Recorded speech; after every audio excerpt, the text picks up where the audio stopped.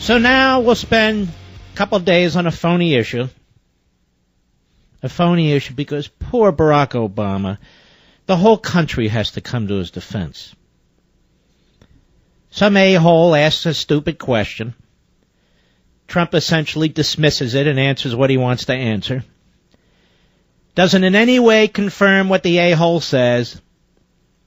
But now the media wants you to believe this is a controversy. Some of the backstabbing Republicans want you to believe this is a controversy. And it's nothing. It's a fake issue. It's a fake issue today. It'll be a fake issue tomorrow. It'll be a fake issue next week. And the following week, nobody will even remember it. They'll be on to the next hatchet job. Now let me make something clear to some of the morons in the Republican Party and their mouthpieces at various websites who tweet, who post on Facebook. I have not endorsed any candidate yet. But I will not, unlike them, sit silently and watch these scrums and these gang attacks. Period. And so I speak out. And I don't need them to explain what I'm saying. I explain what I'm saying. Now, many of you have heard what's gone on here. I'm going to play it so you have a foundation from which I will project in a moment, because you haven't heard my take yet. But I hope you'll stick with me for these 3 hours on this Friday afternoon and evening, because I think it'll be worth your while. So first we have Donald Trump, who stands up to talk to the press, unlike Hillary Clinton, unless she can control who's there, control the subject matter, take cheap shots. Hat tip, real clear politics, cut 4, go. Okay, this man, I like this guy. I want from White Plains. Amen. Okay? We have a problem in this country. It's called Muslims. We know our current president is one. Right. You know he's not even an American. We need this birth question. certificate, man. But anyway. All right, stop right there. He's laughing it off like the guy's a goofball. We need this question. It's the first question. He starts laughing. Okay, we all get that. Go ahead. Training camps growing where they want to kill us. Mm-hmm.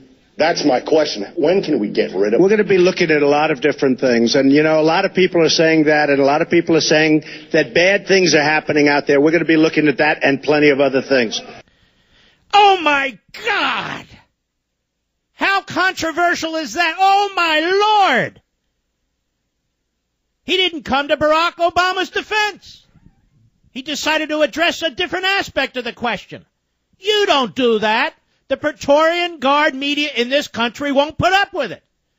Barack Obama can call you a racist. Barack Obama can say you have racism in your DNA. Barack Obama can trash Christians. Barack Obama doesn't have to say Islamic terrorism. I can't say Islamic. But by God, if anybody criticizes Barack Obama, that's unacceptable. You're not allowed to stand silently. You must come to his defense. Like Chris Christie. Like John McCain. Like Lindsey Graham. All losers. You must come to Barack Obama's defense. We cannot have our great imperial president criticized this way. It's not acceptable. You can say any damn thing you want about any conservative. Anything. That poor Christian woman in Kentucky who was thrown in jail. They'll dig into her background. They'll see how many marriages she had, how many kids she had, if she had any kids out of wedlock. That's perfectly fine. Barack Obama, no. Everybody must affirm that he is an upstanding, wonderful, moral, faithful husband. We don't do this for any other politician. No other politician. Certainly not conservatives. But Barack Obama, oh my God. That goofball in the audience said that. Donald Trump should have been to his defense immediately. And then, Hillary Rotten Clinton. She says, now I got to talk to the press. No server questions, no email questions, no my husband rape questions, no questions about how I defended my husband rape questions. No. Now, we've got an issue. Trump didn't defend Obama. Cut 5, go. Well, I was appalled, and as you may know... And by the way, it doesn't take much to appall this woman. She's still married to that slob, that pervert, that adulterer, the man accused of rape, the man who was held in contempt by a court, the man who lost his law life. That's okay. Hey, I'm not appalled by that. I have my standards, and the fact that Trump didn't say anything, that crosses the line. That's why, are we going to allow the media in this country to drive the debate? We're going to allow the pretend, phony, fraudulent Praetorian Guard media in this country that hates liberty, that hates private property rights, that hates the Constitution, that hates you and me, that slobbers all over Obama and any other left-wing kook. We're going to let the media drive the Republican debates. We're going to let the media determine who we nominate or not. That's what this is about. Whether you like Trump or not, for God's sakes, focus on the issue. Go ahead. Quickly put out a tweet expressing the great disappointment with that kind of rhetoric and calling on him and anybody else who is seeking the highest office of the land to start behaving like a president, to show respect. Should he be? You can lower that. Thank you. Should he be molesting the interns? Is that behaving like a president? Should he lie under oath? Is that behaving like a president? Should he have a wife who covers up for him, who sends the dogs out to get the women who are accusing him of molestation and sexual assault? Is that like behaving like the president? You jerk. That's right, I said it. Well, lest we forget, ladies and gentlemen, I want to give a hat tip to Breitbart, among other websites. It was Hillary Rotten Clinton in 2008, running against Barack Obama, who raised this whole Muslim and birther issue. Oh, it's true. And the media know it. And there she was at her phony press conference, and the media was quiet. Oh, don't say. The media didn't say a word. Clinton aides, this is from The Guardian, February 25, 2008. Clinton aides claim Obama photo wasn't intended as a smear. Barack Obama's campaign team today accused Hillary Clinton's beleaguered staff of mounting a desperate dirty tricks operation by circulating a picture of him in African dress, feeding into false claims on U.S. website that he's a Muslim. Wow. Obama's campaign manager, David Floof, described it as the most shameful, offensive fearmonger we've seen from either party in this election. Obama's had to spend much of the campaign stressing he's a Christian, not a Muslim, and did not study at the madrasa. Wow, Hillary, got to start acting like a president. Aides for Mrs. Clinton, who's fighting a last-ditch battle to keep her hopes of the White House alive, initially tried to brush off the furor, but later denied having anything to do with the distribution of the photo. I just want to make it very clear. We were not aware of it. The campaign didn't sanction it. Don't know anything about it, Clinton spokesman Howard Wolfson told reporters. None of us have seen the email in question. The picture showing Obama in a turban during a visit to Kenya in 2006 first appeared on the Drudge Report website today. So, couple of points here. This hypocrite, Hillary Clinton, runs to the microphone, runs away from the microphone normally, runs to the microphone, stands up there, positions herself, postures herself. Well, I was appalled. As you may know, quickly I put out a tweet. Wow, how presidential. Expressing the great disappointment with that kind of rhetoric. Oh, it's appalling. By the way, was the picture accurate? Yes. That's the second point. What's all this protecting of Obama? Don't we have a free press in this country? Don't we have a serious, vigorous press in this country? Answer, no. He was standing there. He was wearing that. He was doing that. Oh, well, you can't talk about... rip up the photo. Poor Barack Obama, always put upon. Poor fella, it's just tough. Every press conference, anybody says anything about Obama, even Republicans must jump to their feet and defend him, no matter how outrageous the question. No, don't be silent. Defend him. You must defend him. Yes. Then we have Bernie Sanders, the socialist pig. Oh, they used to say capitalist pig. Well, I'm turning it around. The socialist pig from Vermont. Vermont is a perfectly pleasant place. It's like a large state park in most states, a small county in most states. And they keep burping up these left-wing kooks like Leahy and him and so forth. But here he is. Bernie Sanders was furious. Cut 6, go.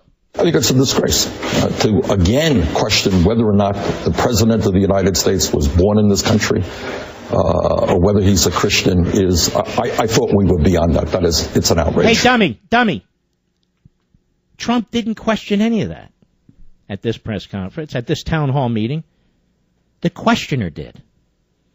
Now, you don't find Black Lives Matter to be a disgrace. You don't find the Communist Party USA to be a disgrace.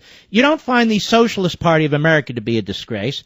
Of course, you're a disgrace, and of course, you don't find yourself to be a disgrace. But this is disgraceful. The fact that Trump said nothing, zero, in defense of Obama, that's a disgrace. You jumped to Obama's defense, by God. You jumped to his defense no matter what. I'm not done. I'll be right back. So you folks out there who are true conservatives, apart from whomever you support right now, or maybe you don't support anybody yet, you should be furious more than ever at the media. Given what's happening to this country, given the damage this president has done to this country, some of it may well be permanent, if not all of it. Given the fact that Congress has surrendered its power to this imperial president, given what this Supreme Court has done, that here are the media in the middle of an election dragging us into nowhere land because Donald Trump won't defend Barack Obama. That's all they care about. That's not what we care about. That's not our issue. If some guy at a town hall meeting says something, we don't give a damn what Chris Christie would say. We don't give a damn what Hillary Clinton thinks. We don't give a damn what that nut job Bernie Sanders thinks. None of them matter to us. None of them. None of them. But, let's get cut 8 ready, Mr. Producer. But, Chris Matthews on MSLSD? Nobody watches that idiot. Nobody. But I want to make a point.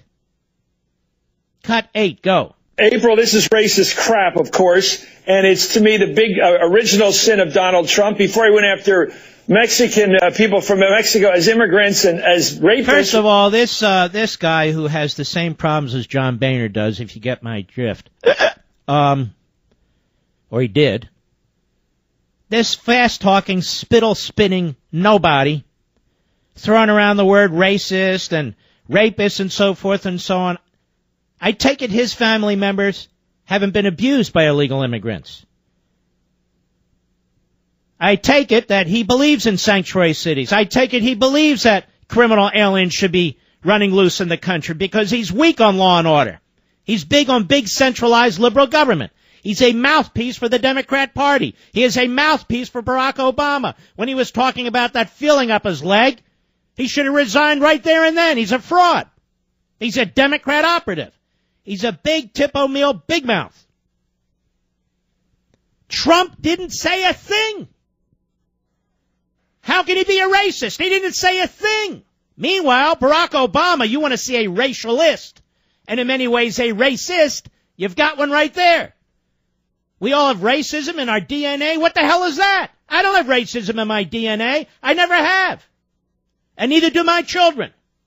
And neither do my parents. And I resent this man who doesn't know us, painting with a broad brush, that America is racist. America is not racist. That's why all those people from different parts of the world, all kinds of different colors, are swarming over our borders to come into the nation. If we were a racist nation, they wouldn't be coming here, leaving their own countries. Their own countries, majority black, majority brown, yes, majority white, and so forth and so on, coming here. We don't need liberals lecturing us. And it is not the purpose of politics, it is not the purpose of the Republican primaries, and it is not the purpose of Republican candidates to be defending Barack Obama. They should be eviscerating this man for what he's done to this nation, to our Constitution, to our economy, to our borders, to our allies, our national security. The fact that one Republican candidate doesn't give the answer that the Democrats demand, that the media demand, all of a sudden, all eyes are on this. Bullcrap. We must not allow the media to drive us over the cliff. and I won't allow it on this program. And so we will spend time exposing them and their mouthpieces. So it's Hillary Clinton. February 25, 2008, The Guardian points out it's Hillary Clinton and her campaign that start the birther stuff, that push the Muslim stuff, her. So I guess if Donald Trump is a racist, you clown Chris Matthews, for not saying anything, then Hillary Clinton is a Klansman for planting the seed in the first place. Mark. Now, what will Lindsey Graham say about Hillary Clinton? Nothing. What will Chris Christie say about Hillary Clinton? Nothing. What will all these Sunday shows say about Clinton? Well, now that I'm pushing them, maybe one or two will say something, but I suspect they'll say nothing. But it won't matter. You want to know why? Because you don't give a damn about these Sunday shows. You don't give a damn about these cable shows. You don't give a damn about these network shows. You don't give a damn about any of them. They like to put out the percentages of the ratings. You know, for the debates or the poll numbers. We got the first group and the second group. You know where the media is? They're in no group because you hate them so much. And this is why. We've got Islamo-Nazis decapitating people by the thousands. We have Christians being pushed out of the Middle East and being slaughtered and raped and enslaved. We have a president of the United States that barely lifts a finger to do a damn thing about it. We have hordes of people coming over our borders. We don't know who they are. More people coming in, so-called refugees. And we're supposed to focus on the fact that some idiot at a town hall meeting said something and Barack Obama didn't defend affirmatively Barack Obama. Screw them! Poor Barack Obama. Poor Barack Obama. Some guy in the audience at a town hall meeting said something and Trump didn't even respond to it.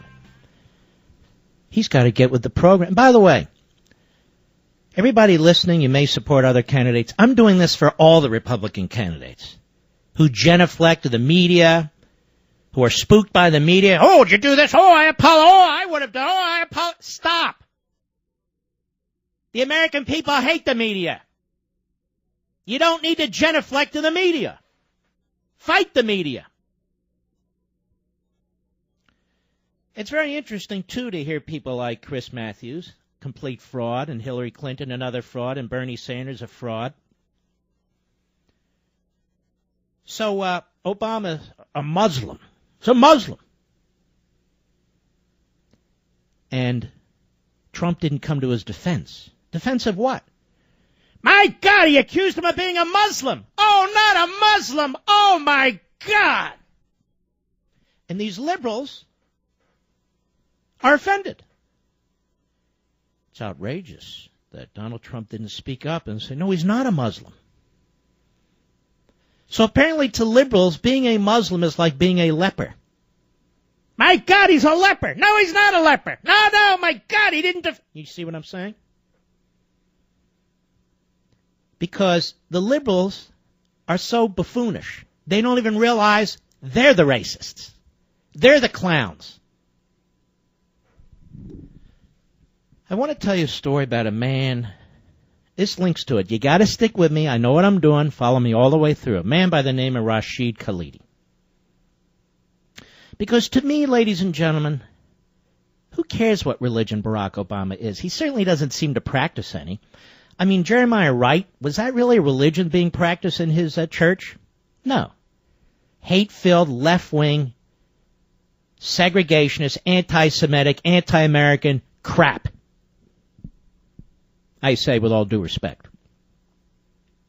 What matters to me is what Barack Obama has done in the Oval Office.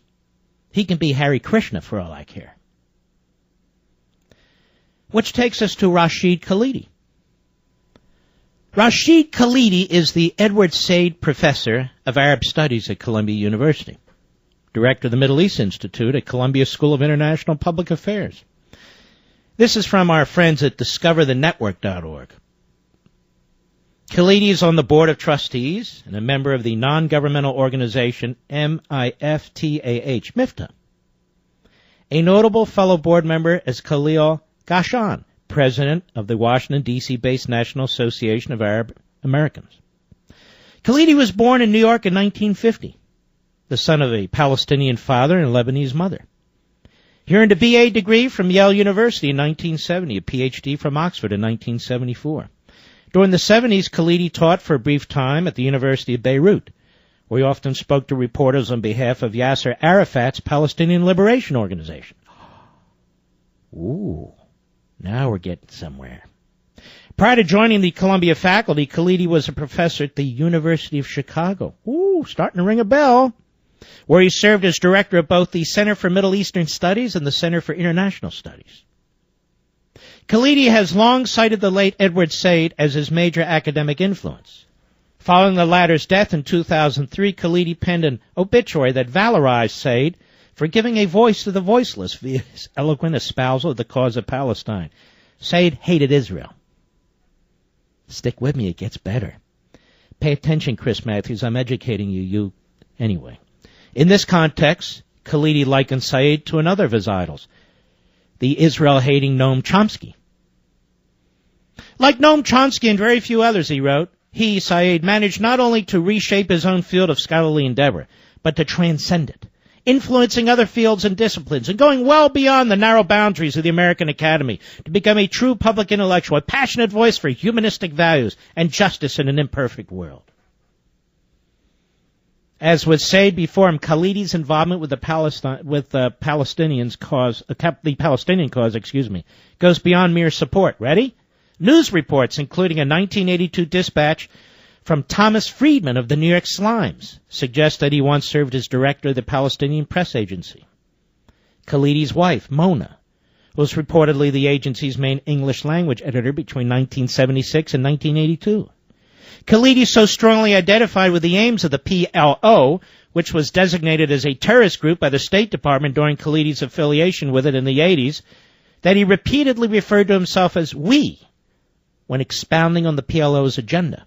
Additional evidence of Khalidi's intimacy with the PLO can be seen in his involvement with the organization's so-called guidance committee in the early 1990s. Mark, what does this have to... Stay with me. Khalidi's 1986 book, Under Siege, PLO Decision-Making During the 1982 War, was dedicated to Yasser Arafat, opening with a glowing tribute to anti-Israel fighters, quote, to those who gave their lives during the summer of 1982 in defense of the cause of Palestine and the independence of Lebanon, unquote. The book offered an airbrushed account of PLO-instigated violence against Israelis and Lebanese. By contrast, Syria's brutal occupation of Lebanon elicited no criticism from the author. 1995, Khalidi and his wife founded the Arab American Action Network, noted for its view that Israel's creation in 1948 was a catastrophe for the Arab people. In 1998, Khalidi published Palestinian Identity, a book in which he details what he believes are the major trials and indignities endured by the Palestinians. Quote, the quintessential Palestinian experience, which illustrates some of the most basic issues raised by Palestine identity, takes place at a border, an airport, a checkpoint. For it is at these borders and barriers that 6 million Palestinians are singled out for special treatment and are forcefully reminded of their identity. Every Palestinian is exposed to the possibility of harassment, exclusion, sometimes worse, simply because of his or her identity. Other books penned by Khalidi include The Iron Cage, the story of the Palestinian struggle for statehood, Resurrecting Empire, Western Footprints, and America's Perilous Path in the Middle East, and on and on and on. Characterizing Israel as a racist state that is basically an apartheid system in creation. Khalidi claims that the Israeli army is in possession of awful weapons of mass destruction, many supplied by America, that it is used in cities, villages, and refugee camps. He formally expressed some tepid support for the notion of an Israeli state along a Palestinian one. In more recent years, he's taken to dismissing the solution and promoting more aggressive positions. Scholarly institutions that do not promote anti-Israel propaganda have incurred Khalidi's wrath. Appearing on Al Jazeera TV in 2004, he took aim at the prominent Middle Eastern Studies think tank, the Washington Institute for Near East Policy. That the nonpartisan center is headed by Dennis Ross, who has been an envoy for Bill Clinton and George H.W. Bush, and hosts speakers from the Middle East who are critical of Israel, did not prevent Khalidi from saying, quote, the most important Zionist propaganda tool in the United States. Khalidi strongly opposed the 2003 U.S.-led invasion of Iraq. In an illuminating polemic which he penned for the 2003 January issue of the far-left journal In These Times, he even as he conceded that international terrorism has been sponsored by Iraq, he dismissed the notion that such an invasion could have any legitimate function. Instead, he put forward a farrago of theories that he described as the real reasons for the impending war. First, it will be fought because of an aggressive ideological vision of America's place in the world, propagated by the neoconservatives who dominate the commanding heights of the American bureaucracy. Their vision proposes unfettered world hegemony for the United States, to be consecrated by the demonstration of U.S. power crushing a weak Iraq. Stick with me, I'm getting to something. Second, he wrote, this war will be fought because of an obsession with control of the strategic resources, read oil, and geography offered by the Middle East, with the view of neutralizing potential challengers to American hegemony in the 21st century, meaning primarily China. As Khalidi saw it, the looming war against Iraq was the brainchild of racist neoconservatives, that's Jews, by the way, who were A, doing the bidding of the Israeli Likud party, to which they paid an undeclared allegiance, B, aiming to make the Middle East safe not for democracy but for Israeli hegemony, and C, acting upon their, quote, racist view that Middle Easterners understand only force, unquote. Quote, for these American Likudniks, Likud being the conservative party in Israel, and their Israeli counterparts, he wrote, sad to say the tragedy of 9/11 was a godsend. It enabled them to draft the United States to help fight Israelis' enemies. This kook, this Israel hater, this Jew hater,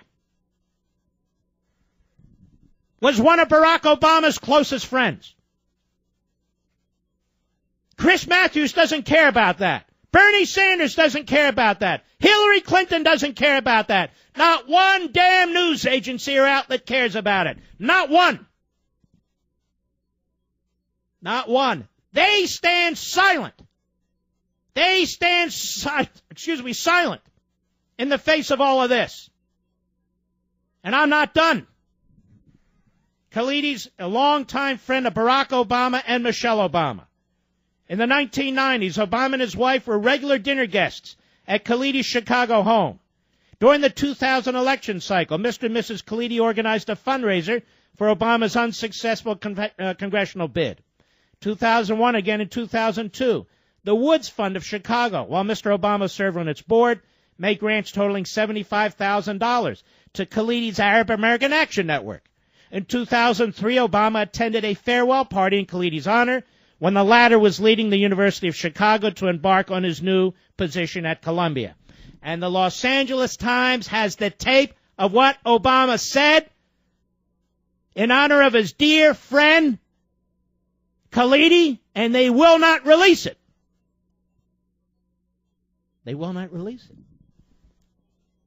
In a 2008 interview, Khalidi praised Obama effusively, stating that if elected president, he would be more understanding of the Palestinian experience than other politicians. Quote, he has family literally all over the world, Khalidi noted. I feel a kindred spirit from that. Obama's not the only political figure whom Khalidi has supported. 2003, for instance, he gave $1,000 to Jesse Jackson's congressional campaign, Jesse Jackson Jr. Now, why did I take all this precious airtime to talk about this? The issue isn't whether Barack Obama is a Muslim. I don't care if he's a cucumber. The issue is Barack Obama and his policies. I have said on these airways before, and I will say it again. I believe in my heart and soul that Barack Obama is anti-Semitic. I believe the way he has treated the government of Israel, the way he has treated the duly elected Prime Minister of Israel, the way he talks about going to pre-1967 borders when he knows it's impossible for those people to defend themselves under those circumstances, the way that his State Department singles out the Jews yesterday and the day before at the Temple Mount, that the Jews and the Israelis have to control themselves when in fact it's the Arabs and the Palestinians who are committing violence there. The Jews have every right to go to the Temple Mount, but not according to the Obama administration. The fact that they would cut off weapons to the Israelis. They were trying to defend themselves from thousands of missiles coming in from Hamas. The list is as long as my arm. So while Chris Matthews is throwing around the word racist when it comes to Donald Trump, who didn't say a word, while Bernie Sanders is there positioning himself and Hillary Clinton, and the Praetorian Guard media surrounding their hero Barack Obama to protect him from all legitimate criticism. The fact of the matter is this man is a problem, and he has problems, and that should be the focus. The Trump issue is not an issue. There is no Trump issue. It's a non-factor. The factor is, what was Barack Obama doing for so much of his career? Mingling with the Khalidis, funding the Khalidis' enterprise, socializing with the Khalidis, accepting donations from the Khalidis. What was he doing with Bill Ayers? Bill Ayers, if you will, a domestic terrorist mobster. If anybody else had these connections with these radical, hate-filled leftists, Jeremiah Wright, Khalidi, Ayers, and more, you and I both know that they couldn't be president of the United States. No Republican running for president has any duty to defend Barack Obama.